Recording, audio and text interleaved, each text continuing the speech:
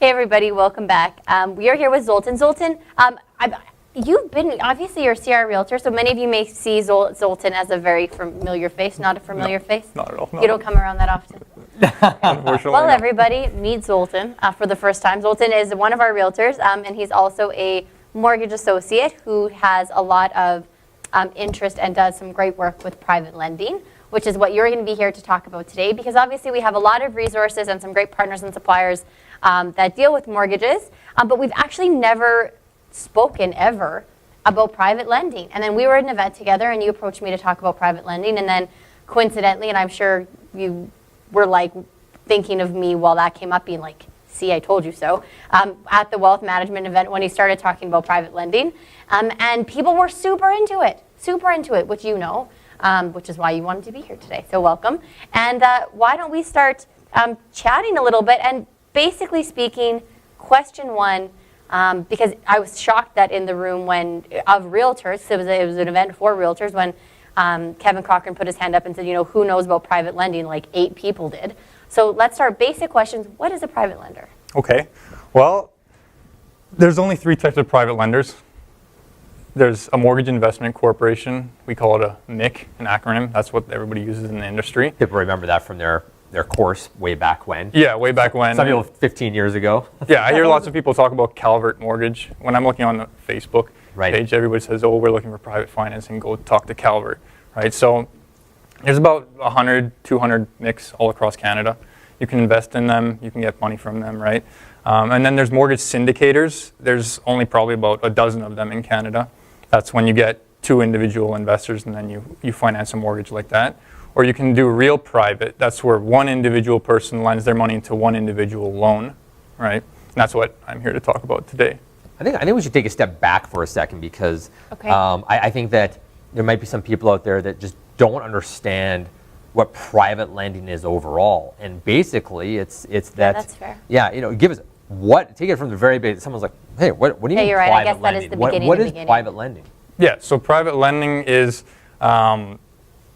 like when a bank or an institutional lender or credit union, they're not able to finance a mortgage, then you don't really have too many other options, right? You either go private lending or you finance the whole thing cash, or you don't do the deal whatsoever. Right. So basically, from a standpoint of an investor, it's like, I have some money, and so I have $100,000 that I want to invest in something. You don't even need that much, but it's like, I have some money and I want to get a better return on my money, so I can give it to somebody as a mortgage on their house, and then I get the return on that. And it's security against the property because it's registered on title. So now I become the bank. That's the way that looks like. When you talk about vendor takebacks and things, those are sort of forms of it, but this would be something a little bit different.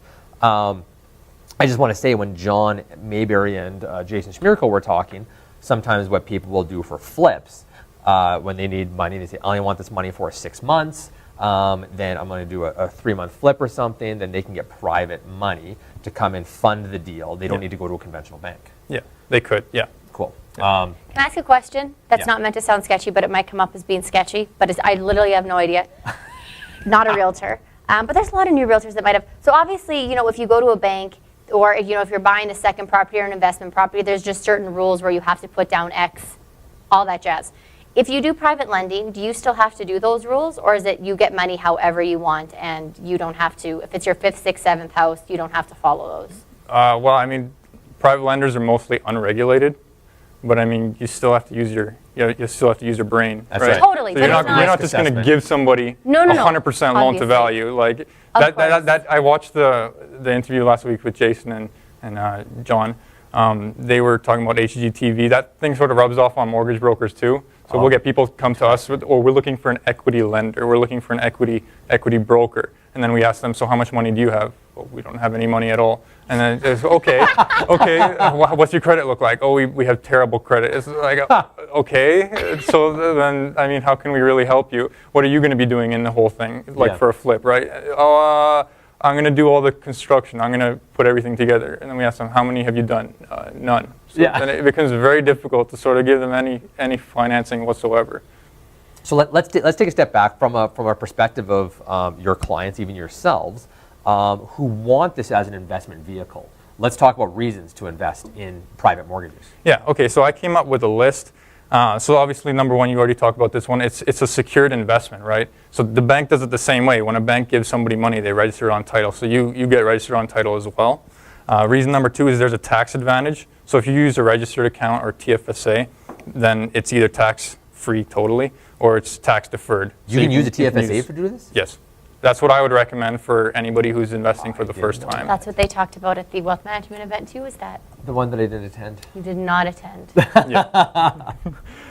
Reason number three is better return on investments. So we know like GICs, they bring you 3%, and then like the high interest savings account bring you like 2 or 3%. And then 2, and then there's stocks, bonds, all that sort of stuff. That's up for debate what you're really going to get. But with private lending, you can set your own return. So if you want to lend your money out at 5%, that's up to you. You can lend it out at 10%, at 15%, 25%. It really depends what interest rate you want to get. Do most people assess the deal, or you work with them to assess the particular deal in order to determine interest rate? Yes. Okay, that would make sense, because if I'm, depending on how much equity is in the property, if it was 50%, then you're just like, oh, well, then closer to like 5% would make more sense versus something that's a little bit tighter. Yeah, so you need that experience to sort of understand what the reasonable rate is to charge, right? Okay. Because you might give your money away and then you could have charged twice that amount, right? Right, got it. Based on the risk. And that's why working with a professional would be. Yeah, so like we put the whole package together before we send it to you. So we send out an offer based on what we think would be the best rate to charge. Nice. And then we collect all the documents, appraisal, Equifax credit bureaus, income documents, we get everything. The title too, we get all of it, right? My dad, you've probably met my dad or heard about my dad. He's been doing this for 25 years, so we're pretty well, we understand sort of what we need to get to ensure that the investor is secured. Perfect. And then we got the other reason here, number 4, is so it's less volatile and predictable. So like I was saying, you don't really know what your return is going to be on the stocks and the bonds, mutual funds, all those different investments, right? Some over the long term, maybe the return is good, but in the short term, you might lose for a year or two, and then it might start picking up. Right. And then as well, when you sign a mortgage, you're basically putting it in stone. It's pretty much in concrete. Once you sign the mortgage, it's not like I'm going to pay this much. No, you're going to have to pay what's on the mortgage. Totally. Otherwise, you're going to have issues. Yes. So it's a very safe investment. Yeah. And there's a lot of people will choose to stop paying their cell phone and stop paying other stuff before they stop paying their mortgage. For sure, yeah. Yeah. Yeah, because that's where you live. I mean, at least I hope that's the way everybody lives is. Yeah, totally. I mean, you won't give up your house. No, and Canadian, internationally, you look at defaults on mortgage rates, and Canadians, out of all countries, we value our home very highly. We have very low default rates compared to other places. Yeah, for sure. So. Yeah. Reason number 5 is easy. Like I said, we package the whole deal and we send it to you. We deal with the renewals as well for the mortgages, because usually it's only a 1-year term with private financing. So we deal with the renewals. We deal with if there's any issues with the mortgage during the term.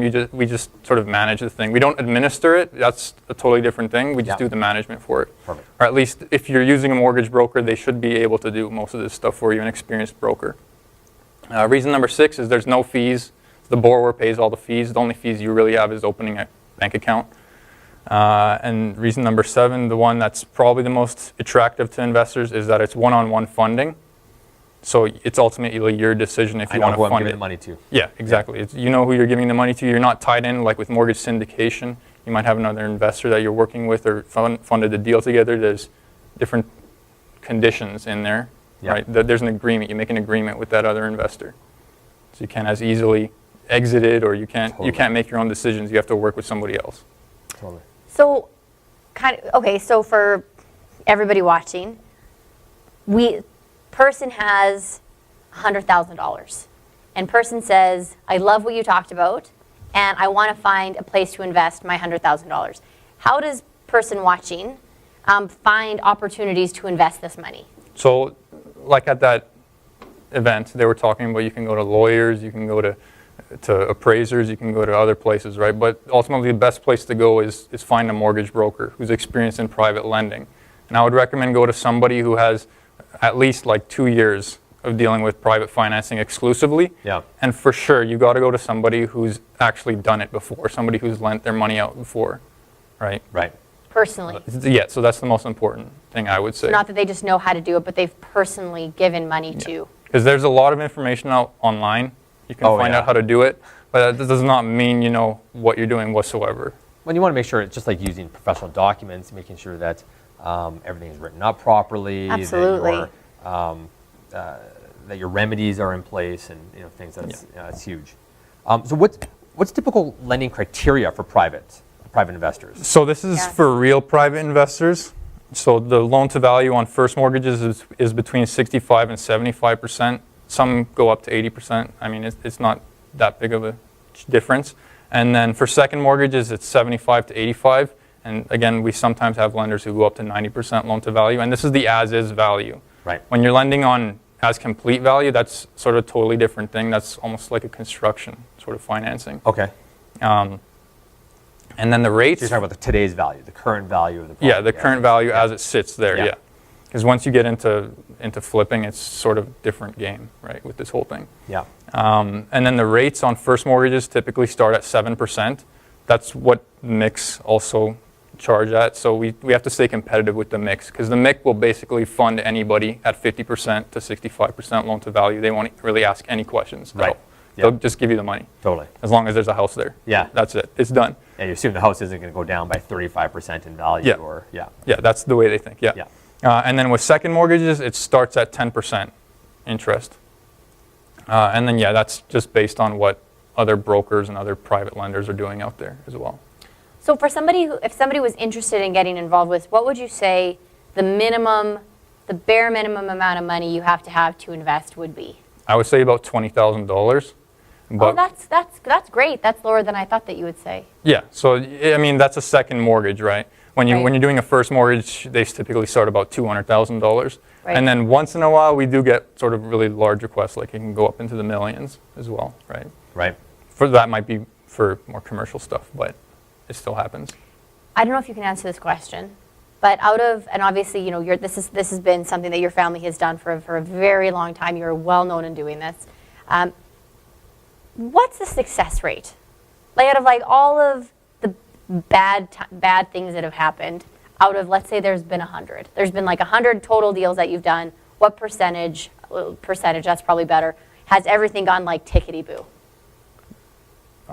So you mean where somebody borrows the money and then it doesn't go that great? You would have to... Yeah, what? How often does that happen?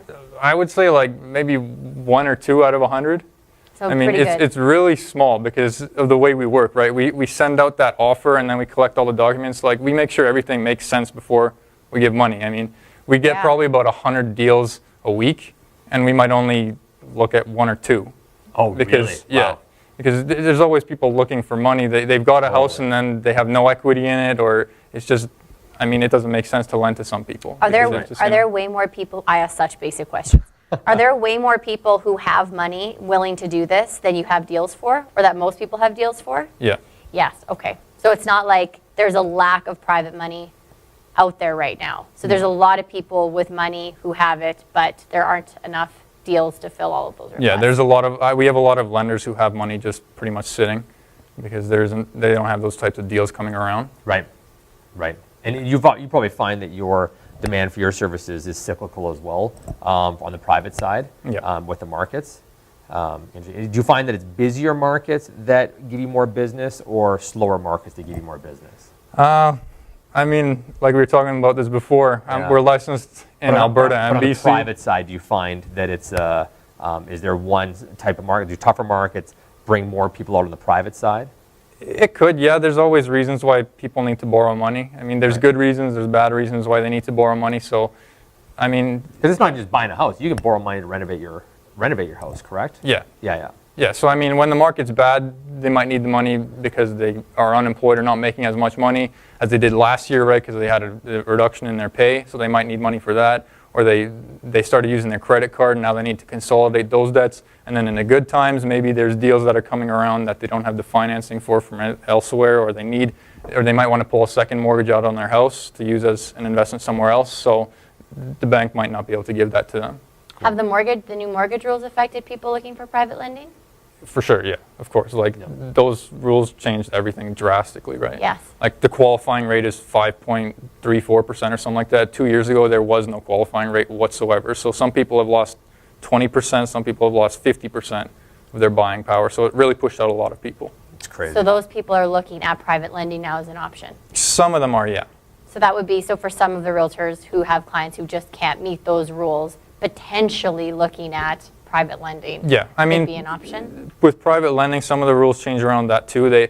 Some of the B lenders had this Opti, or not Opti, that's the company that was offering it, but at 85% bundles. So you could get a first mortgage with a B lender for 70%, 75%, 80%, and then a private lender would come in behind that to cover the extra 5% or whatever it was, right? Yeah. Right. But those products are sort of gone now. Okay, so a couple last questions here. Number one, why invest in private mortgages? Well, the returns are great. That's one of the prime reasons. And the investment is solid. And like we were saying, the demand exceeds the supply of it as well. So there's lots of opportunities out there to make some pretty good money, and it's a safe investment. Like we talked about pretty much all of this, all the good reasons. Well. Yeah. Fair. Yeah, and then one last thing, just give us a quick example of the funding, the procedure, how that all works. Yeah, so I mean, to become a private lender, you need to have the money, right? If you're going to be giving somebody money, you need to have the money initially, right? So you can get that money you could take out a home equity line of credit, you could have that money saved up over a number of years in your RSP or TFSA, wherever it is. Yep. So you need that money. And then number two would be you'd receive like a live deal from us.